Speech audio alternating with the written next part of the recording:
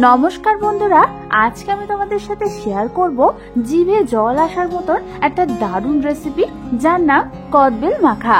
এটা কিন্তু খেতে হয় দুর্দান্ত।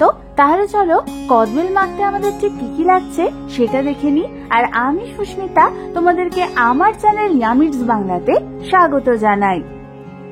এই রেসিপিটার জন্য প্রথমেই আমি এখানে নিয়ে নিয়েছি 6খানা মিডিয়াম সাইজের পাকা কদবেল।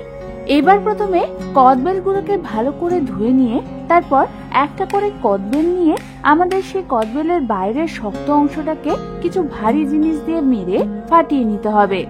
তারপর এর ভেতরের যে পাল্পটা রয়েছে সেটাকে চামচের সাহায্যে ঠিক এইভাবে আমাদের বার করে নিতে হবে।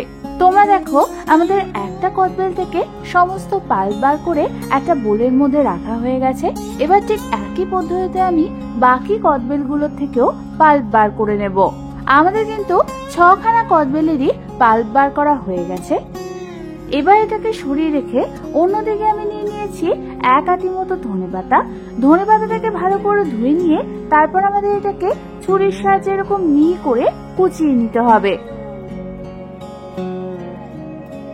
ধনেপাতাগুলো ভালো মতো কোচানো হয়ে গেলে এই কোচানো ধনেপাতা আমি ওই কদবেলের মধ্যে দিয়ে দেব।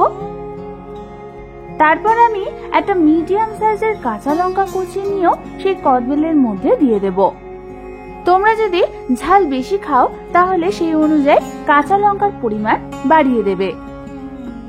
এবার আমি এর মধ্যে একে একে দিয়ে দেব স্বাদ অনুযায়ী নুন, 1/2 চামচ পরিমাণ বিট নুন, আর দিয়ে দেব স্বাদ অনুযায়ী চিনি আর 1 চামচ পরিমাণ সর্ষের তেল। আমাদের যেহেতু কদবেলটা ভালো মতো পাকা ছিল তাই আমি এখানে সেই অনুযায়ী চিনি ব্যবহার করেছি। এবার আমাদের এই কদবেলটার সাথে সমস্ত কিছুকে ভালো মতো চটকে চটকে মেখে নিতে হবে।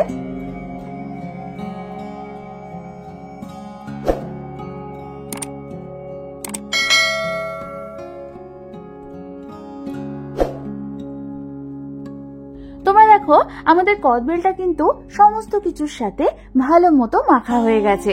ঠিক এই সময় তোমরা এটা একটু টেস্ট করে দেখে নেবে এর নুন মিষ্টিটা ঠিক আছে কিনা।